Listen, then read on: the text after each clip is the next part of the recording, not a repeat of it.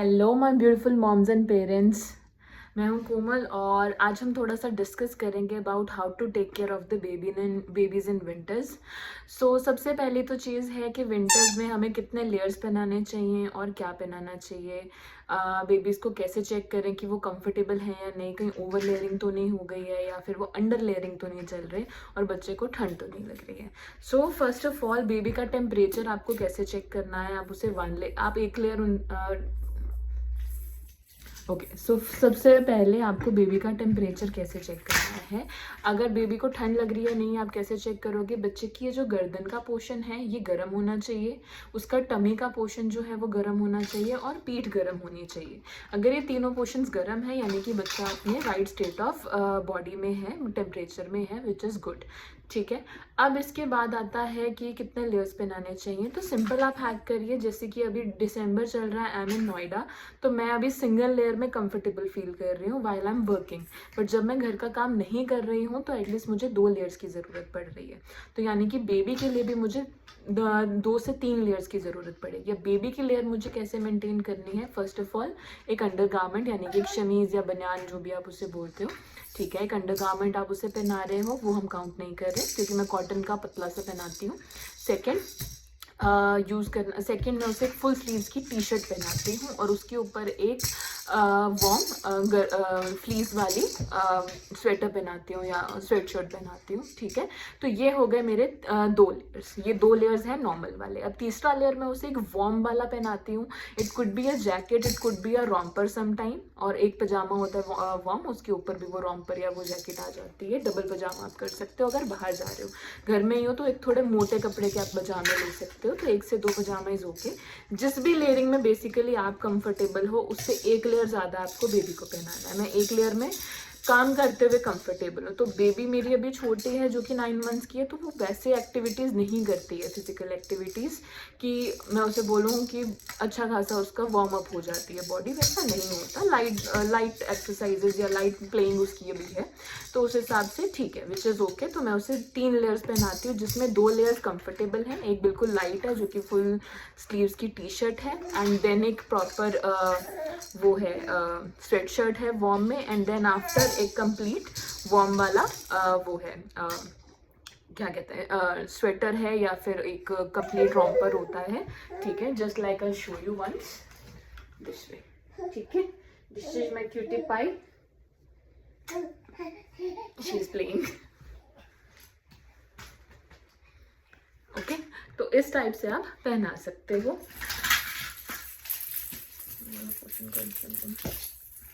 Now the second step related to clothes is, जब बच्चे को आपको सुलाना है तब आपको क्या करना है। तो यूजुअली मैं क्या करती हूँ, उसे 2 लेयर्स में ही रहने देती हूँ, यानी कि एक कंप्लीट फुल स्लीव्स की टी शर्ट, उसके ऊपर एक वार्म स्वेट शर्ट होती है अच्छी खासी, मतलब अच्छे कपड़े के अंदर।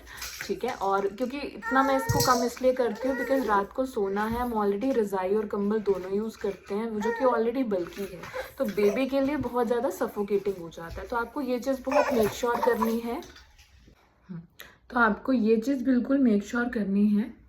तो नाइट के सोते टाइम पे what I use to do is, एक तो मैं उसकी फर्स्ट लेयर जो होती है, यानी कि जो मैं उसे वार्म जैकेट पहना रही हूँ मोटी वाली, या फिर कोई रॉम्पर पहना रही हूँ जो कि काफ़ी मोटा और वार्म है, जैसे ये येलो वाला है, तो इससे मैं रिमूव कर दूँगी।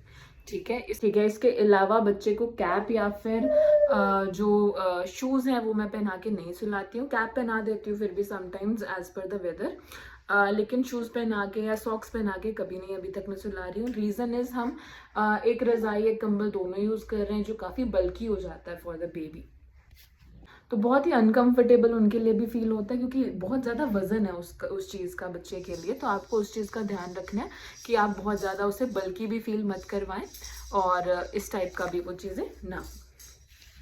Okay, so the night routine.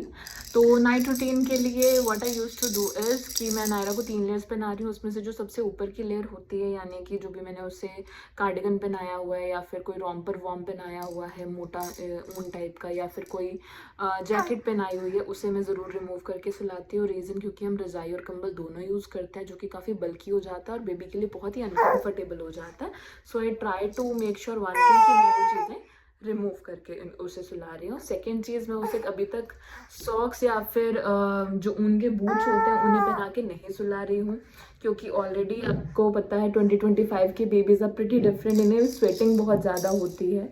So I make sure कि मैं उसे नहीं पहना रही हूँ, क्योंकि ऑलरेडी बहुत ज़्यादा स्वेटिंग हो जाता है। अनटिल अनलेस उसे कोल्ड या ऐसा कुछ नहीं हुआ है तब मैं ज़रूर पहना देती हूँ, या फिर मैं उसे जो लेयरिंग है वो डिफरेंटली तैयार करती हूँ। बट ये नॉर्मल डेज़ के बारे में मैं अभी बात कर रही हूँ, ठीक है। So this is the second thing. Most important चीज़ है विंटर्स के लिए आपको एक चीज़ का बहुत ज़्यादा ध्यान रखना है कि बेबी बिल्कुल भी अनकंफर्टेबल या फिर बल्कि फील नहीं कर रहा है।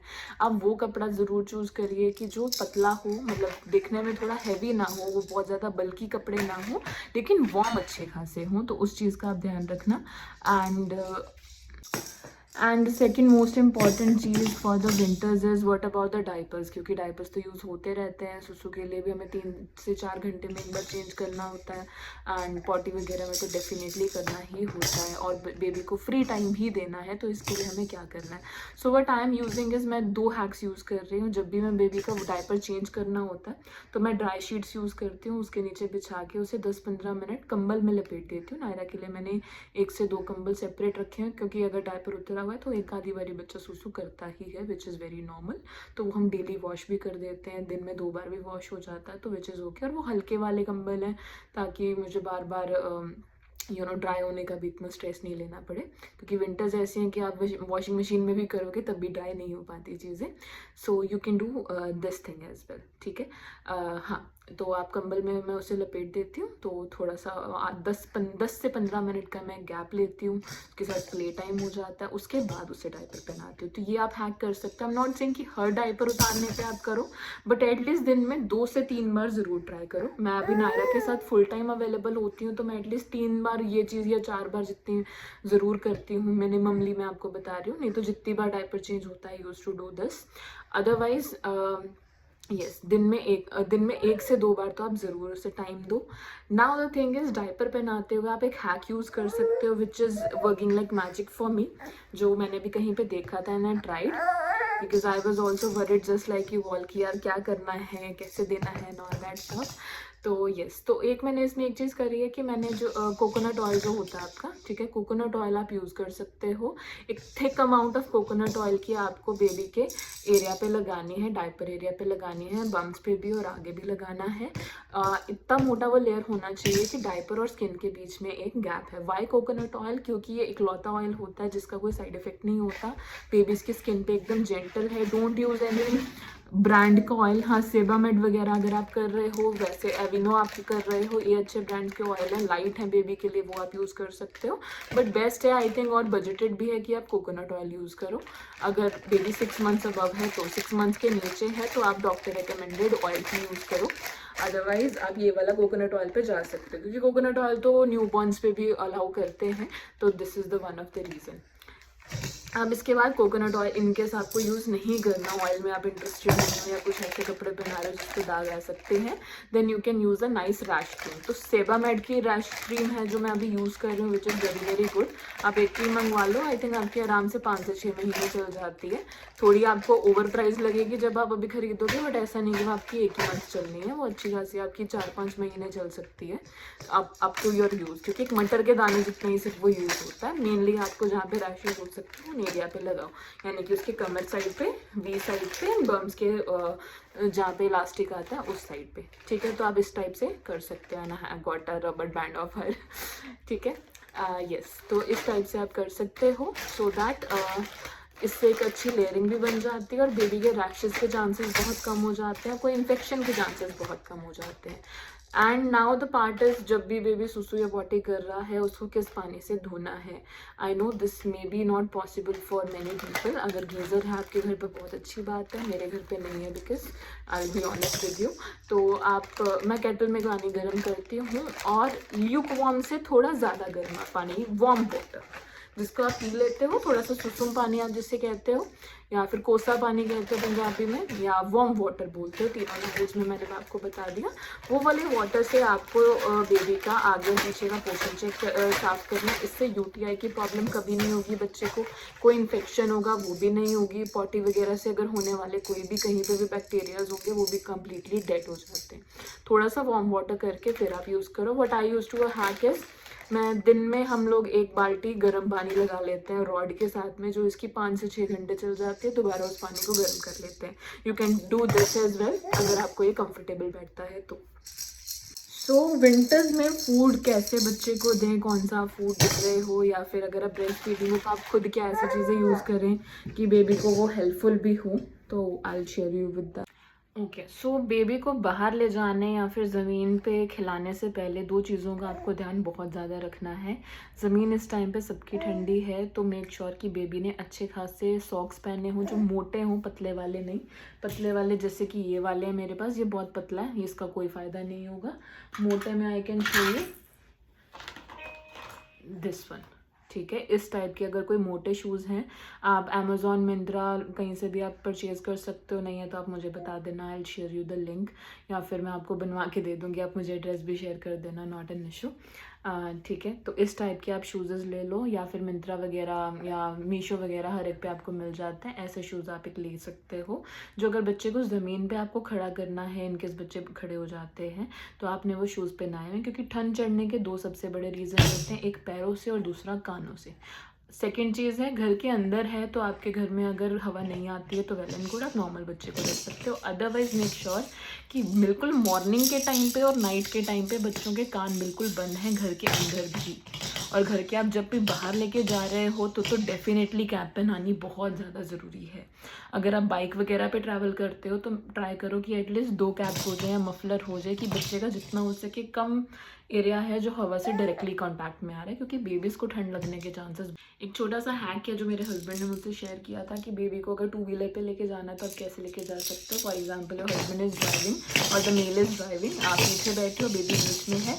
मेक श्योर करिए कि बच्चे की पीठ फादर के साथ टच हो रही है, जो भी ड्राइव कर रहा है उसके साथ टच हो रही है, सो दैट कि जो भी हवा है वो बैक पे लगेगी, एकदम फेस पे नहीं लगेगी, वरना बच्चों का फेस भी दर्द होता है। सिंपल सी चीज़ सोचिए, आपको अगर हवा लगती है, आपका भी कई बार फेस दर्द होता होगा, आईज़ में दर्द होता होगा, नोज़ वगैरह एकदम वो हो जाता है जाम, तो सेम बच्चों के साथ भी है, इन चीज़ों का आपको ध्यान रखना है। And if you using car और समथिंग, मेक श्योर कि आप बहुत हाई क्वालिटी कोई परफ्यूम यूज़ नहीं कर रहे हो उसके अंदर, या फिर आप कपूर कॉन्स का यूज़ करो कार के अंदर, विच इज़ गुड, ताकि बच्चे को भी उसमें कभी कोई प्रॉब्लम नहीं होती है। That's all for the video. This is all about बच्चे की आप टेक केयर कैसे कर सकते हो in winters. And next part में इसमें बनाऊंगी कि व्हाट काइंड ऑफ बिग्स और things you can use for the baby in winters. And thank you so much. Stay tuned, like and subscribe this channel, notification and bell icon पे click कर देना, ताकि आपको सारी न्यू वीडियोस के notifications आते रहे। कमेंट में मुझे बताना कि और किन चीज़ों पे आप वीडियोस देखना पसंद करेंगे, या कोई टॉपिक्स हैं आपके नज़र में जिनके बारे में आप चाहते हो कि मैं वीडियोस बनाऊँ। Let me know in the comments below. And yes, I make sure कि मैं सारे कमेंट्स पढ़ूँ और सब पे रिप्लाई भी दूँ, तो ज़रूर आप कमेंट करना, I would love to hear from you. Do like and subscribe this channel, और इसी टाइप के और हैक्स और ट्रिक्स को जानने के लिए stay tune with the channel.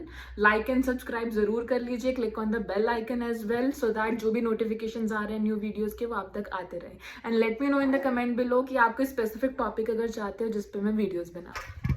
Thank you.